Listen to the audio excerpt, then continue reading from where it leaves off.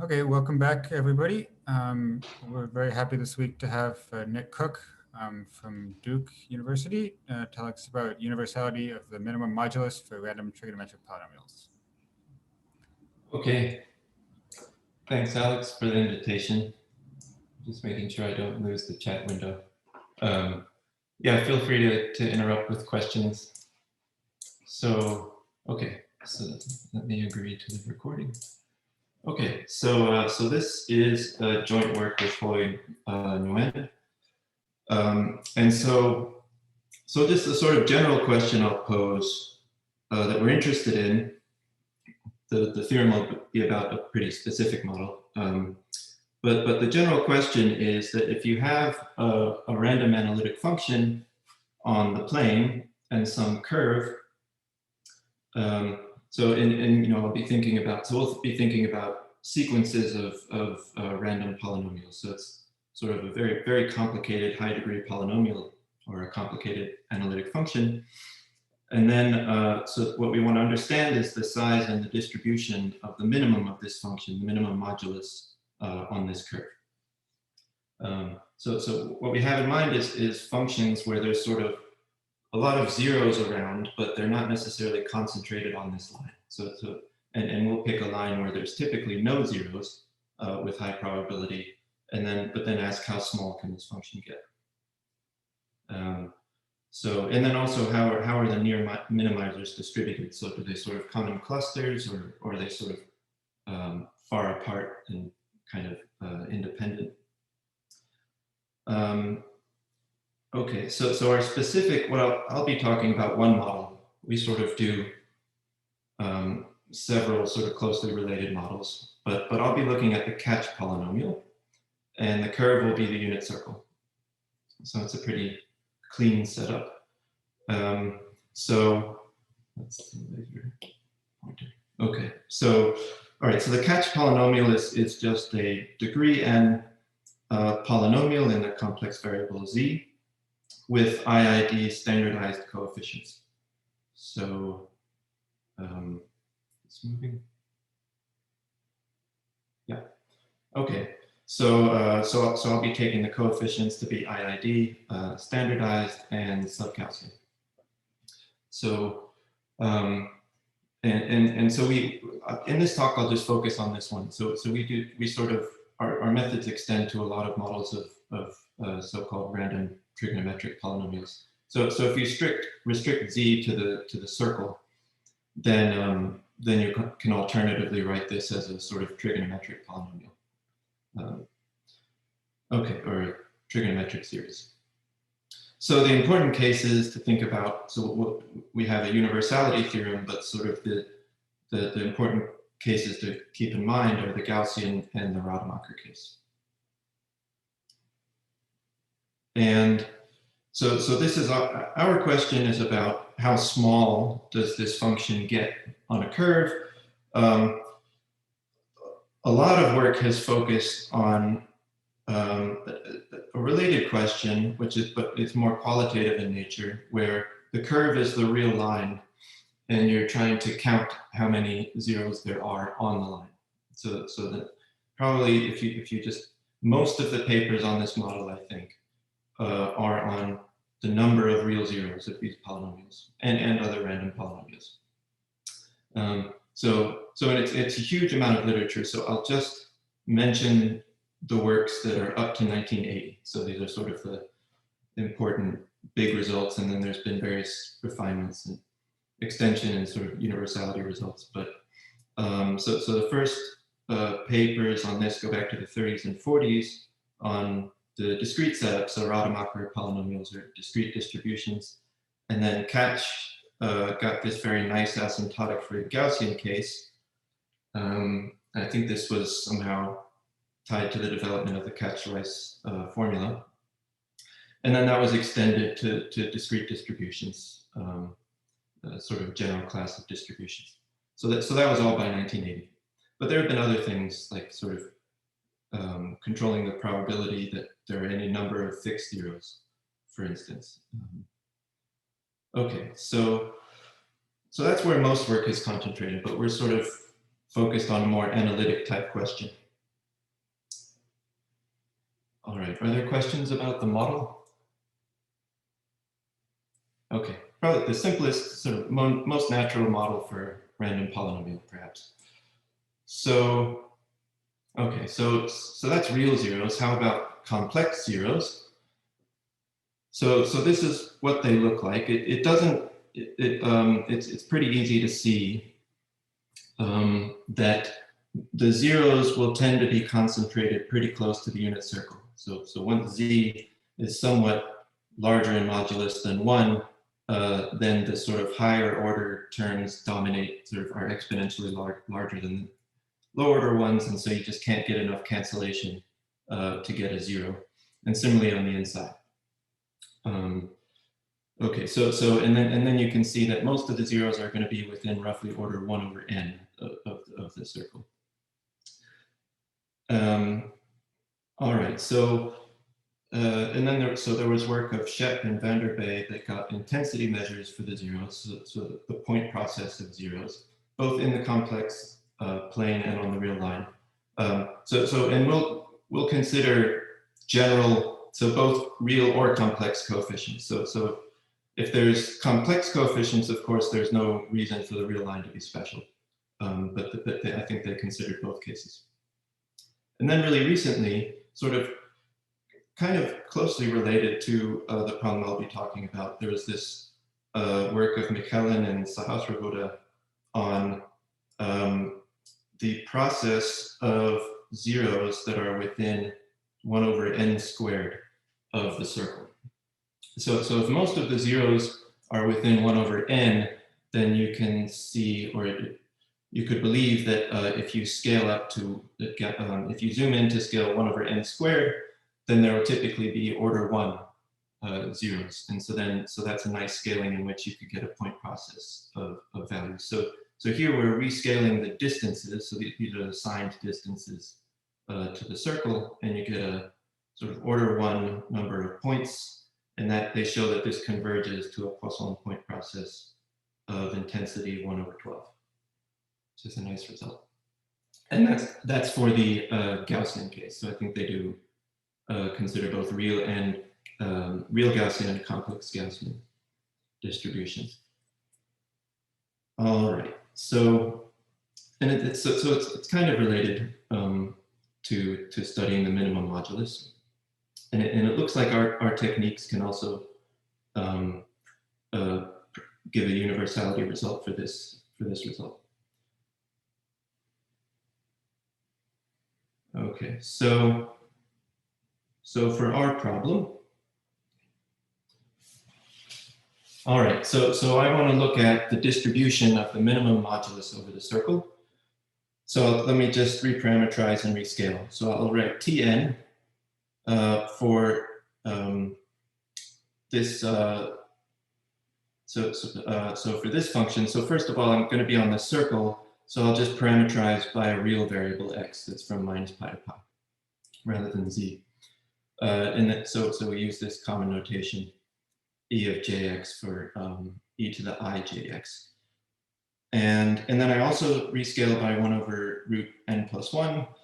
So this just makes it so that this random function is typically of order 1 at any fixed point on the circle. And then let's write mn for the minimum modulus. Okay, so there has been work on this. So, comparatively less than for number of real zeros, but people were interested in this too. So Littlewood conjectured that this minimum modulus should be little o of 1 with high probability. So that's certainly believable. I mean, so at any fixed point, it's typically of order 1. So if you take the minimum, it should be going to 0. And that is indeed the case. So Cauchy showed this upper bound. So it's at least decays faster than 1 over the cube root of log n with high probability.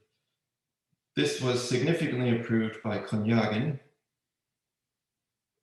who showed that it's at most n to the minus 1 plus epsilon. So basically, 1 over n in size.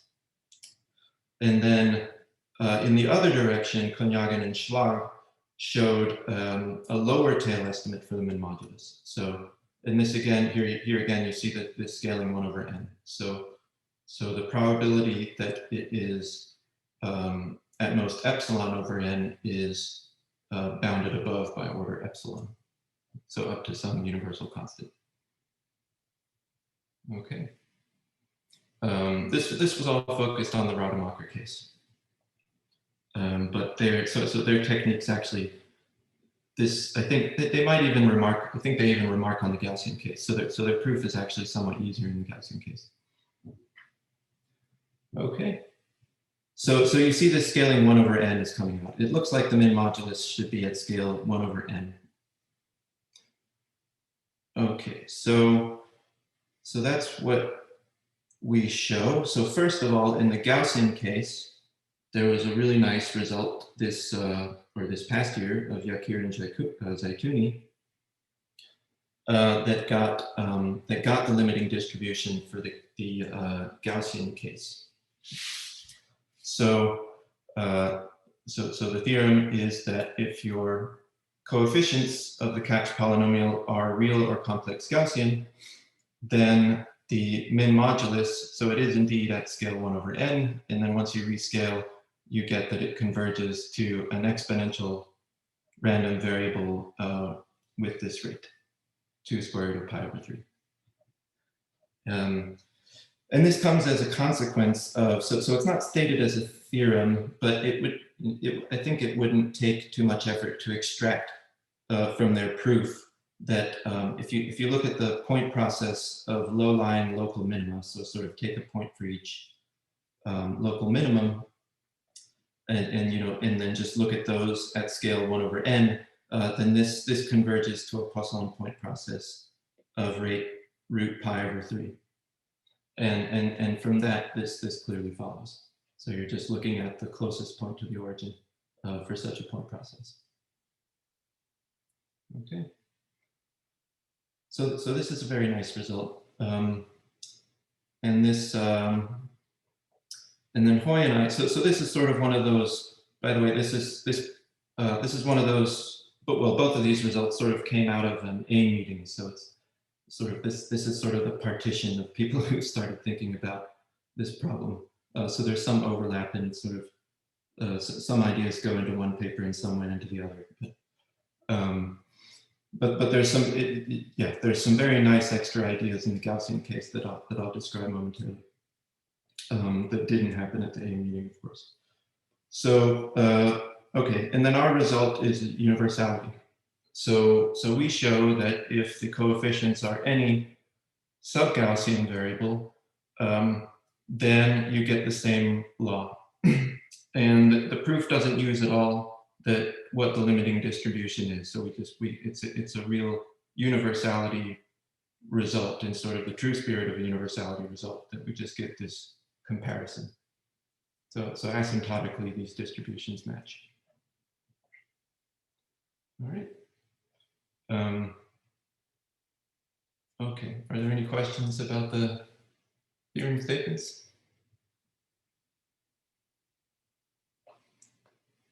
So one minor point to make is so Gaussianity is mostly just for convenience. So I think a sufficiently high finite moment would suffice. Probably in principle, probably just 2 moments should be enough, not much more, but we didn't really chase that. So sub-Gaussian is convenient just to have nice tails. But this, as we'll see, this is really the main sort of mechanism that you need to work with here is anti-concentration, not concentration. So the tail hypotheses are not, they just help you sort of rule out some annoying bad events. But it's really all about anti-concentration. Okay, and so for our result, I said the distributions to keep in mind are Gaussian and Rademacher. And for our result, this universality result, the Rademacher case really captures all of the challenges of the proof. So So for smooth distributions, the proof would be somewhat shorter. You really need all of our proof in order to cover Rademacher. So that's sort of the cleanest distribution that captures all the difficulty. Okay, so I'll describe some of the ideas in a moment. What I wanted to do before that was just highlight some parallels with another sort of hot topic lately. That's another problem that I'm interested in. So rather than looking at the minimum modulus over a curve for a random polynomial, there's been a lot of work lately on the maximum modulus so not for catch polynomials, but for random unitary matrices. The minimum modulus for these, of course, is pretty trivial. So that's where it's just 0, because that's where the zeros are. But for the maximum modulus, there's been a lot of activity. So here, so this will be the characteristic polynomial. And again, I parameterize like this because we're on the circle. A lot of the motivation for looking at these polynomials, of course, is because of this well-known, it's just sort of an empirical fact that these model the zeta function high up on the critical axis. So if you look at the Riemann zeta function on the critical axis, sort of in an interval of width order 1, at a height that's picked uniformly at random at scale t, then it behaves a lot. Statistically, it behaves like this random polynomial. You just sort of substitute log t for n. So that's been a great model for making conjectures, sort of cranking out conjectures about the zeta function over the past several decades. What I was surprised to see is, it's well known that the zeros of these behave like the zeros of the zeta function. But this work that I'm just mentioning now is showing that the analogy extends to the large values. So it's not just about zeros. Okay, and I won't state any of the theorems, just as a nod to all these people who have been working on this lately. Okay, so the sharpest result for this, so sort of following a quick succession of works, was by Khaibi, Nadal, and Najnadel, who got really a pretty precise result on the level of the maximum modulus. And then very recently, there was work of a couple of these, so Argan, Paul Brigade, and Rajivi, on the zeta function. So getting the same result, at least so far they've done an upper bound, but I think they're also working on a lower bound. So getting the exactly analogous result. Okay, and there was some other, that improves on some other previous works. All right, so I don't want to go into what those say or the ideas. I just wanted to sort of highlight some parallels between these two problems. So sort of to compare and contrast. So for this problem of the maximum modulus of characteristic polynomials, what you really use, it really comes down to having large deviations principles for the joint distribution of the field at any number of fixed points.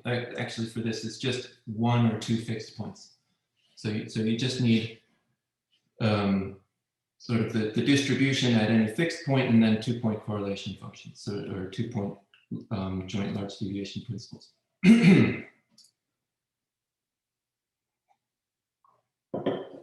Okay, and it's not just so that there's a subtlety about the second moment. So you have to do a sort of truncated second moment argument, which is this nice idea that goes back to Bramson, that you've likely heard about by now. So in contrast to large deviations principles, so in place of large deviations principles, for the min modulus problem, it's really about getting very precise central limit theorems. So in place of sort of concentration, you're really looking at anti-concentration, or that's sort of the important mechanism. For us, we're going to look at all moments rather than just the first and second. And there is a truncation idea that, an important truncation idea that I'll describe. I don't think it's so subtle as this one for the max modulus problem.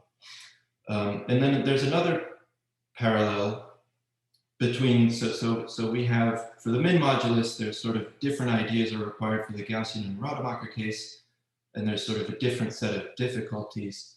And it was sort of the same, there was sort of a similar story over here, where a lot of the work, and the work that I just described, was on the hard distribution, where we have the most precise results, or others have the most precise results. And so there, you know, you really make use of the smoothness of the distribution, and then there's a lot of really beautiful miracles that happen for the Haar measure on the unitary group.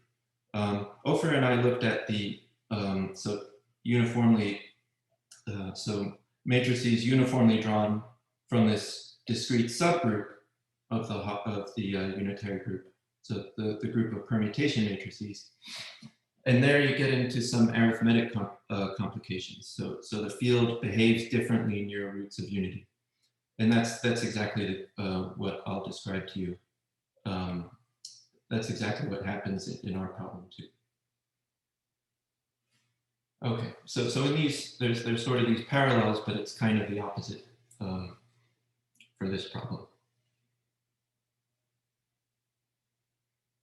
All right, but that's sort of a side story. So let me now get into describe some of the important ideas for the argument.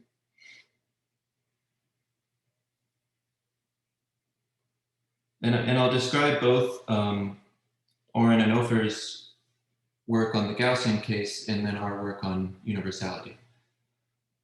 So one common thing that we both do is this discretization and linearization step. So what we want to do is find this, so we're looking sort of for how can you find a Poisson point process of local minima? So here's how we'll isolate, here's how we'll pick out a point process of approximate local minima. So again, we're looking at scale 1 over n, which is the scale of the global minimum. And then we want to somehow pick out rough approximations of local minima. And if we can show that's roughly a Poisson point process of the right intensity, then that gives us this exponential law. So what we'll do is, so we'll look at this field on a discrete mesh. So let's just divide up the this interval, so the torus, into, so I'll write capital N many intervals, and capital N needs to be, it needs to be somewhat larger than n, but we'll keep it smaller than n squared. So I'll say a little bit about why. But it needs to be somewhat larger than n so that you have enough resolution to pick out this min modulus. So this same, looking at it on intervals at this scale was also used by Konyagan and Schlag. So when in their work on the lower tail estimate for the min modulus, they divided it up into intervals at this scale, and then right, so you look at a Taylor approximations and use truncation arguments to show you can just look at the field at these values x alpha, so at the midpoints of the intervals. And then they basically, you know, they need to get anti-concentration for the field at these individual points, and then do some careful union bounds. So it's a bit delicate because the quality of anti-concentration you get depends on the points, so it basically depends on how close they are to the real axis, or I guess to 0 and pi, and then and also how close they are more generally to roots of unity. And okay, so there's sort of a trade-off between the quality of anti-concentration and the size of the union bound. For actually getting the precision of the distribution, it's a bit more delicate. So we can't just do union bounds like that. And it's because the small values come in clusters. So I'll just drawn up well. So I've got a picture for that. Okay, so here's just to remind you of our scaling and parameterization. So here's our rescaled, reparameterized catch polynomial. So this is just a random degree n function on this interval. And so we want to capture the minimum modulus, and more generally, so we want to capture local minima at the scale of the minimum modulus. And we're looking at, so we've divided up this, we're looking at this discrete mesh of points in the interval. And so our function maps this to this complicated random curve in the complex plane. And and then it maps these mesh points. And so we're looking for what we want to get is the distance of the closest approach of this curve. So if you imagine it's sort of a particle zooming around, we want to capture its closest distance to the origin.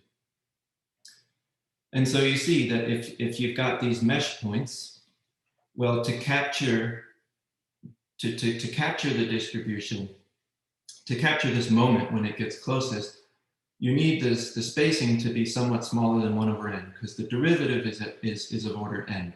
So this happens at scale 1 over n. So the derivative is of order n, so you need to take the spacing to be somewhat smaller than 1 over n.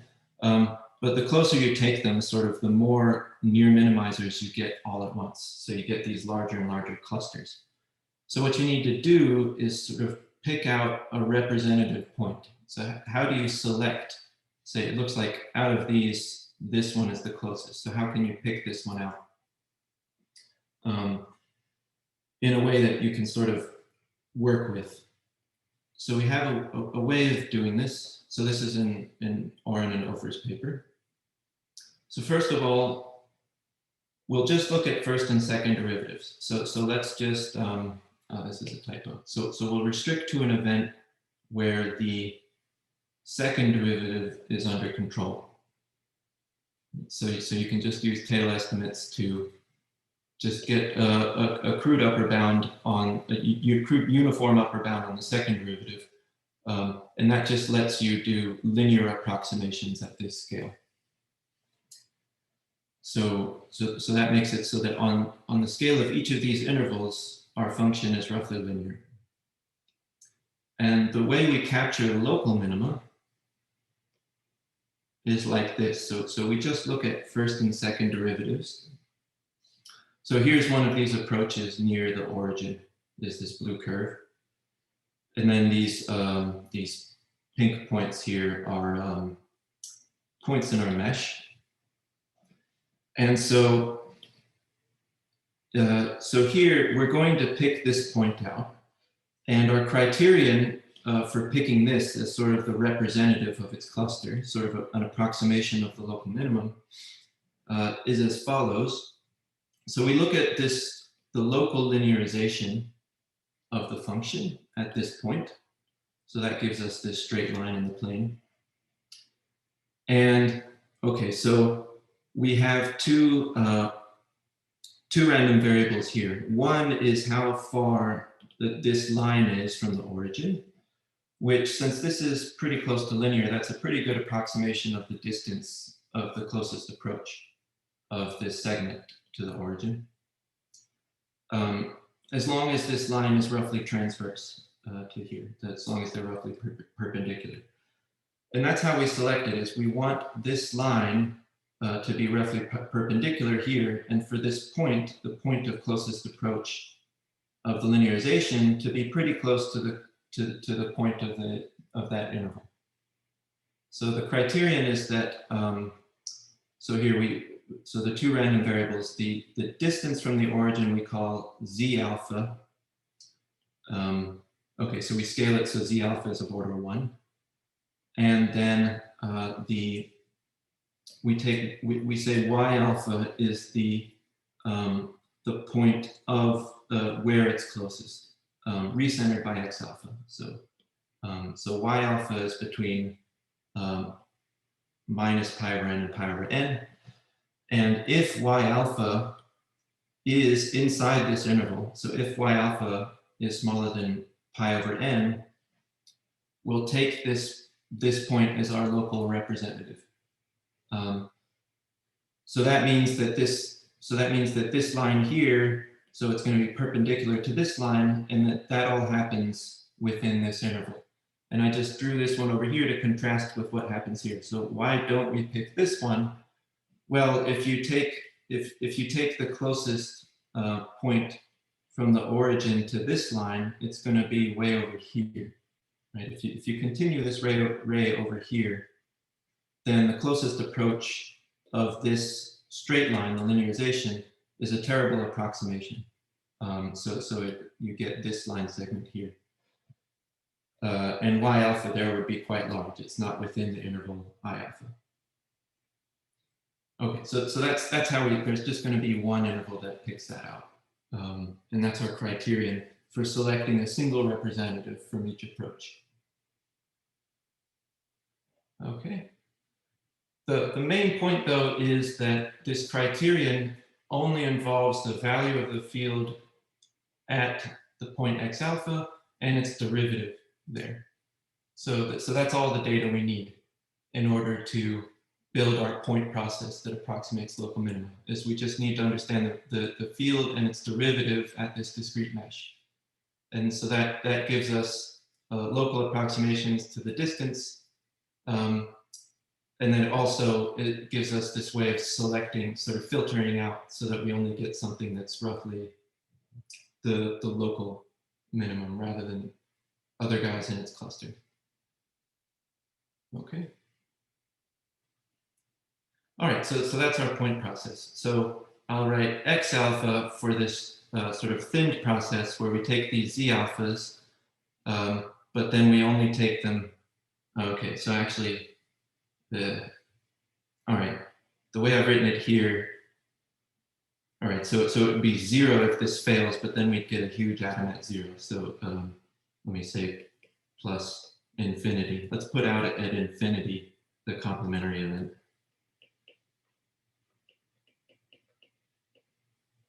Okay, so I just don't want to see those points. Okay. All right, so we keep the points where y alpha is within this interval, which means that it's a pretty good approximation for local minimum. So that's our point process. And then our aim is to show that this is a Poisson point process of the right intensity. Does this make sense? I hope the pictures aren't too confusing. Okay, but the point is that from now on, we just need to work with these data, the field and its derivative on this mesh. Okay, so now I want to describe a bit the argument for the Gaussian case of Yakir and Zeitouni. So it's pretty nice. There's a few ingredients. So first of all, so we want to show this as a Poisson point process. It's just sort of just a little computation to see that it has the intensity that we want. This is how you work out what the intensity should be. And then, so now we want to show it's a Poissonian. And so this uses a neat invariance argument. And this type of argument was used by Biscup and Loudor when they were looking at extremes of the discrete Gaussian free field. And so what it uses is there's a result of Liggett that's a characterization.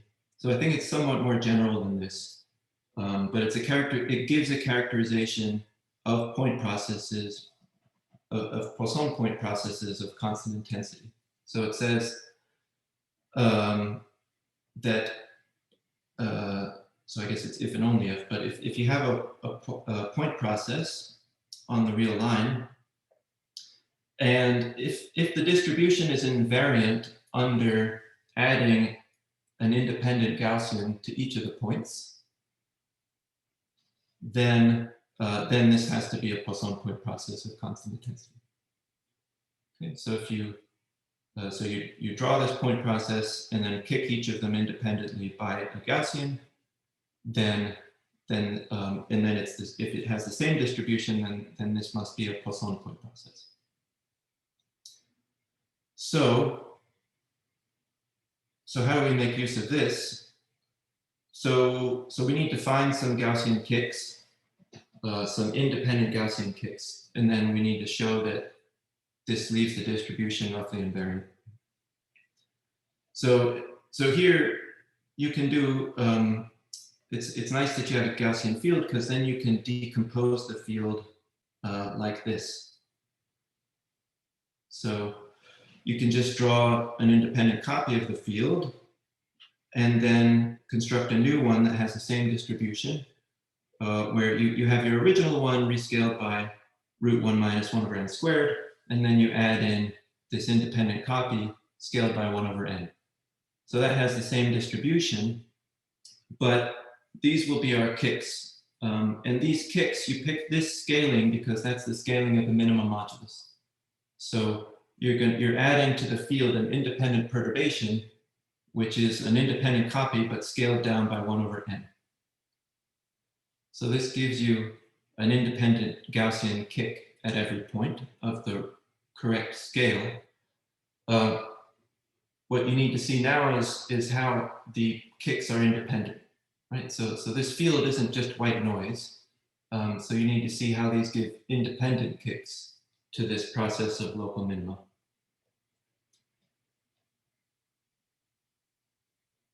Okay, so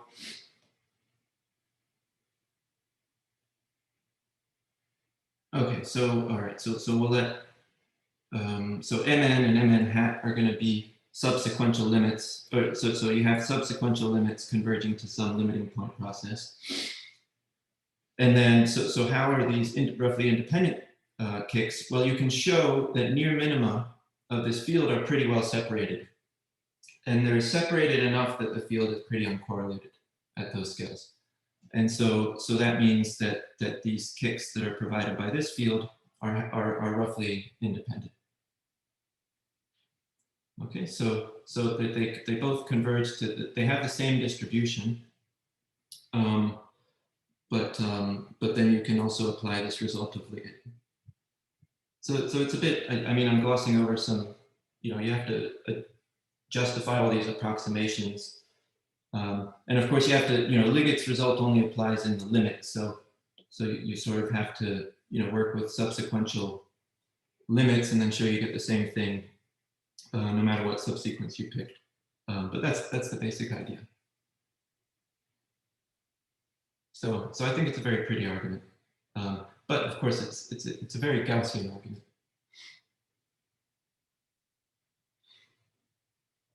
Okay, so now how about universality? So coming to our work. So what we want to do, what we're going to do is show universality for the joint distributions of these variables x alpha. So x alpha is this height, rescaled height above our points of our mesh, where we threw them out if they were not these, didn't have to satisfy this criterion for being a representative. Okay, so we have sort of this discrete field of points x alpha. So these are real numbers. And so what we want is universality for the joint distribution when you select different points. And we'll do that for each fixed n. So once you get that, so once you have the universality of the joint distribution at any fixed number of points, then you can get universality by a comparison of moments. So you can count that, then you can get universality for the counts of points that go below some level t. Okay. So it's similar in the max modulus problems, where what you really do is you count points where the field is above some level. I think they show it's sort of has this one RSB behavior. Okay, so here we just use a comparison of moments after we get a handle on the joint distribution. All right, but this is false. So if you just pick any m points for our discrete field, it's not true that this joint distribution is universal. It turns out to be true generically, but for it to be true, you need that these points on the interval. So again, these are my sort of base points in the circle or in the interval minus pi to pi.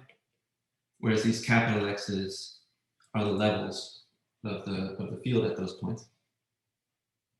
So you need, it's only true if these are pretty spread out, so they're not too close to each other, and they also avoid roots of unity of fairly low order. And then you need to deal with the other kinds of tuples. So, and just to give you an idea of what's the problem with roots of unity. So again, so here's our random function. And then, so what we really need is joint central limit theorems. So let's just think about what the field looks like at single points. Well, if you look at this at, say, x equals 0, so putting x equals 0 in here, did it lose the, okay. Yeah, we lost it.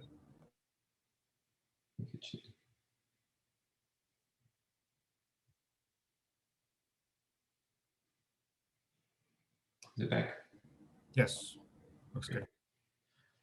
Okay, so, right. Okay, so let's just first consider how is this field distributed at the point 0, so x equals 0.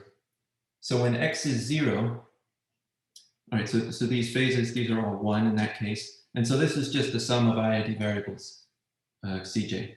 And of course that, we have a central limit theorem for that. So it does converge to a Gaussian, which is what we want, but it does it at the slowest possible rate. So it's only sort of, it's rough at scales below 1 over root n. And so it turns out we're going to need to go to much smaller scales than that.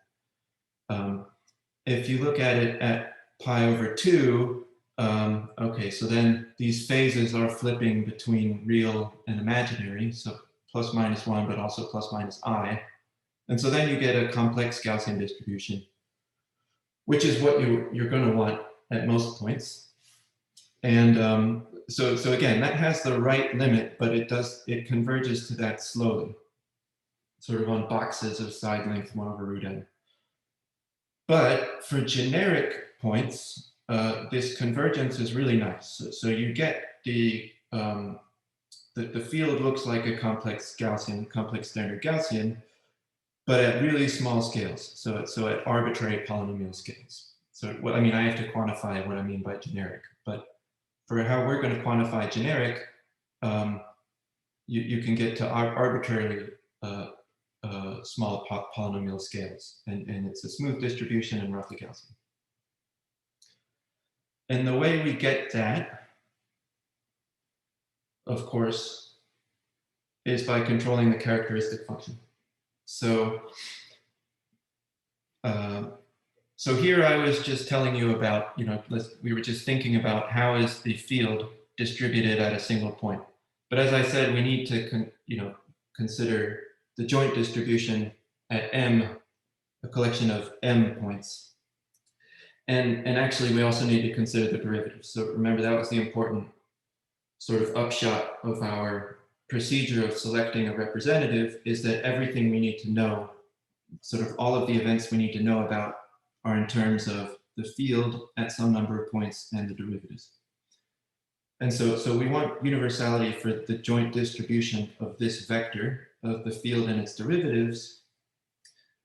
And what we can show is a really strong decay estimate on the characteristic function for this random vector when these points are fairly spread out and when they avoid roots of unity in a certain quantitative sense.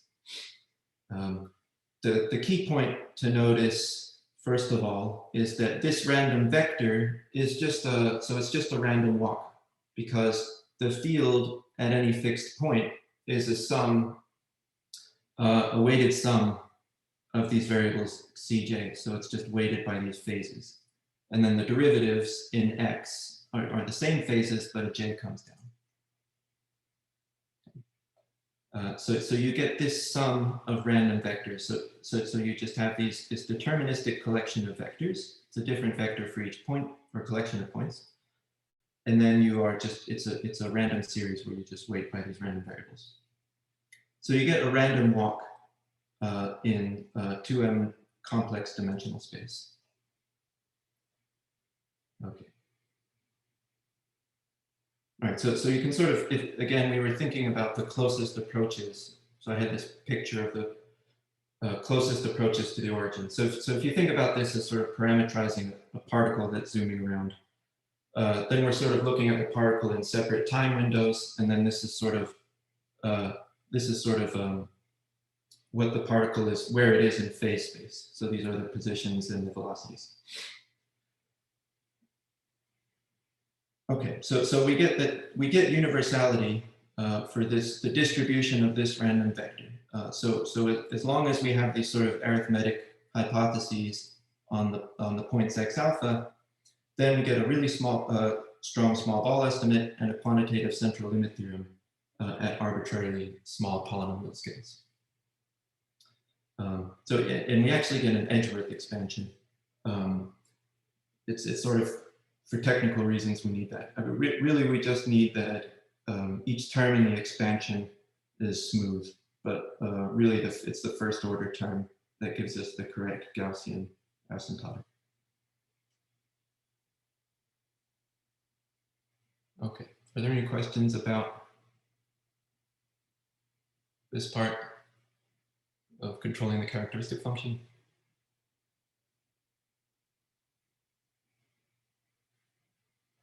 Okay, so that's really what the universality comes down to, is we can express this as a random walk in phase space, and then it's just about getting a quantitative central limit theorem for this random vector. Then all of the events we have to describe, all of these points, it's lower than this level, and the local minimizers are within this interval, all of that, well, I think I have this written here. So all of that is just an event. We're just considering events of this form, that your field at some collection of endpoints lies in some collection of intervals. Okay, and then there's other events involving derivatives and whatnot. But it basically looks like this. And you can rewrite this as the event that this random vector, this random walk, lands in a certain compact domain with piecewise smooth boundary. So depending on what these intervals are, you just get some domain D, which depends really strongly on n. So it's piecewise smooth, but the regularity depends on n. And that's why we need really nice quantitative estimates, because what we do is we approximate this domain by a union of small cubes. And then on each cube, you can apply the quantitative central limit theorem. But the cubes you have to be able to take the cubes really tiny, just because it's kind of even though it's smooth, the regularity depends in a really bad way on the dimension. Or sorry, the degree of the polynomial.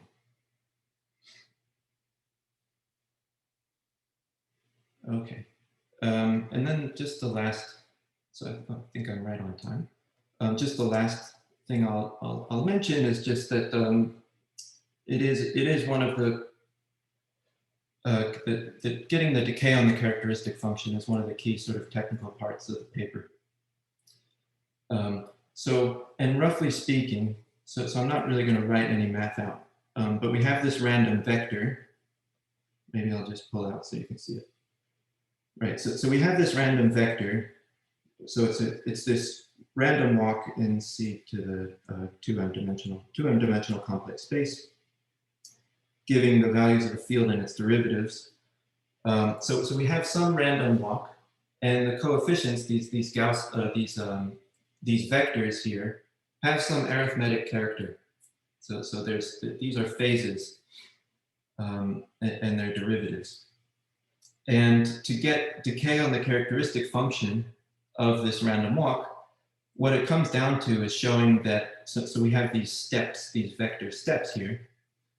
What you need to show is that it's not possible to dilate these steps by any polynomial factor, so that their projections in some direction are roughly on the integer lattice. So that's sort of the quantifying the arithmetic structure. So if you're not able to do that, that's really kind of what I meant by these points. These m points have being sort of generic from an arithmetic perspective. Okay, I think it disappeared again.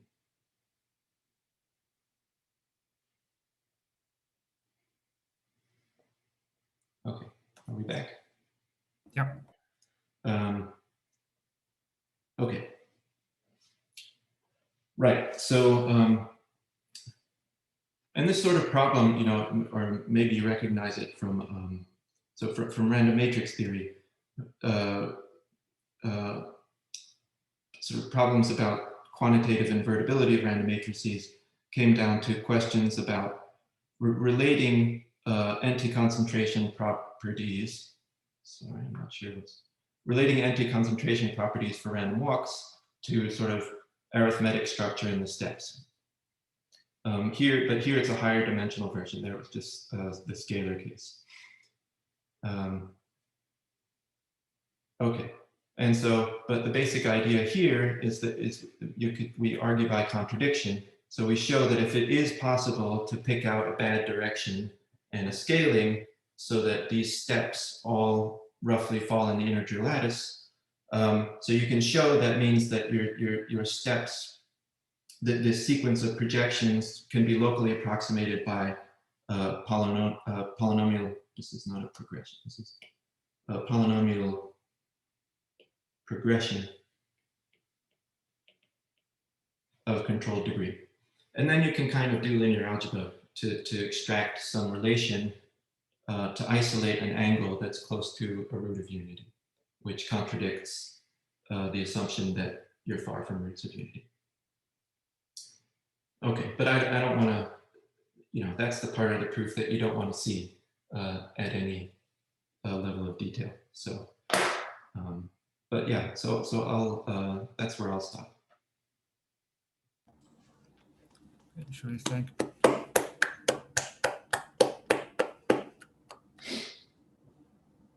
And do we have questions? You can just unmute yourself and ask questions.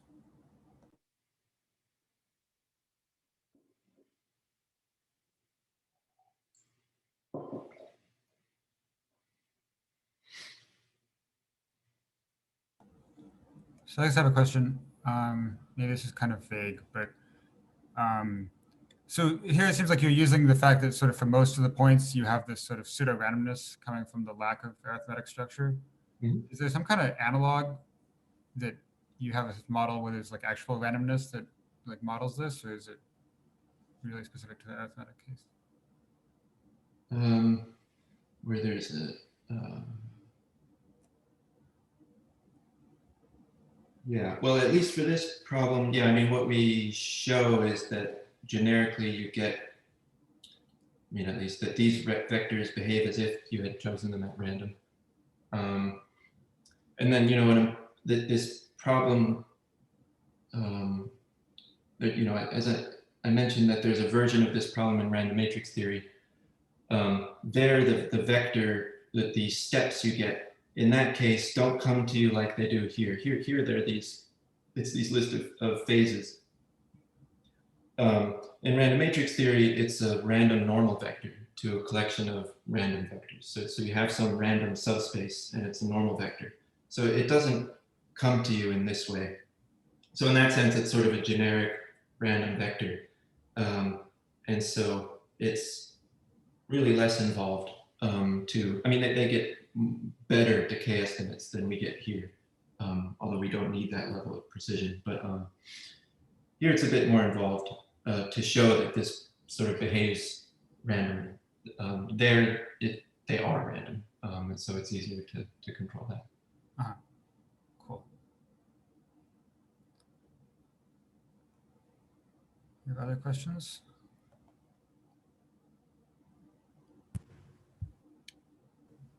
Yes. So, okay, if I'm not mistaken, you introduce capital N at some point, which is approximately of order n squared. Yep.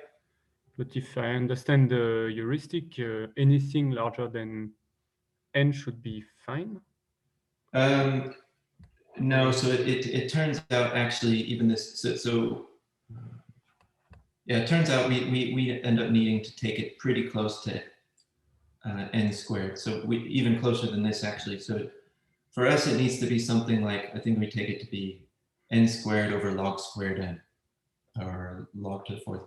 And that that turns out to have to do with the fact that we're considering arbitrarily high moments.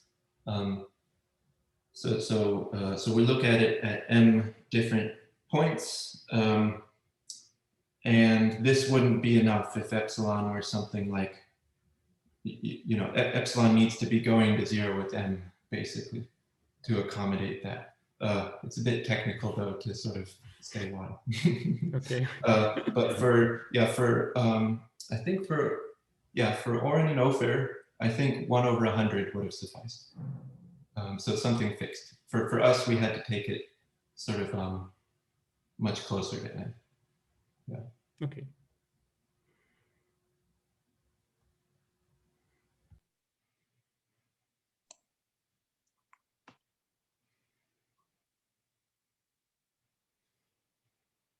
I think for Konyagan and Schlag, 1/3 or 1/2 was fine.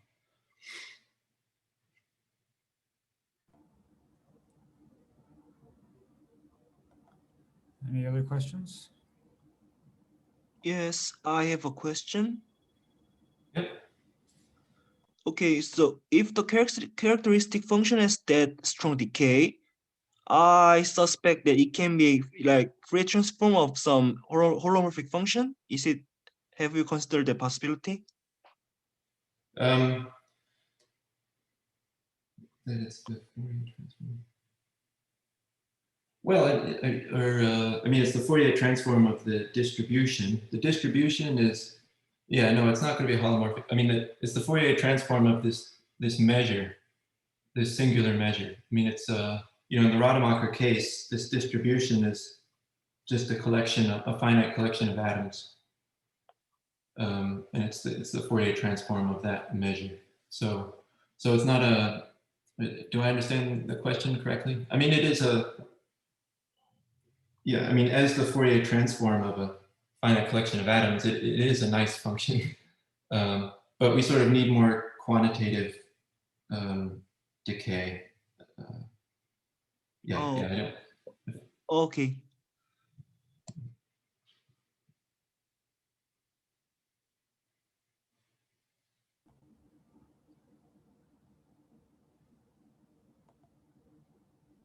All right, anyone else want to ask a question?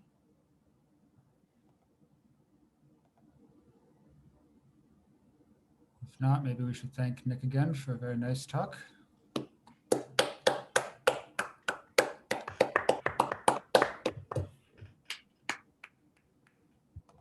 Ophir's here.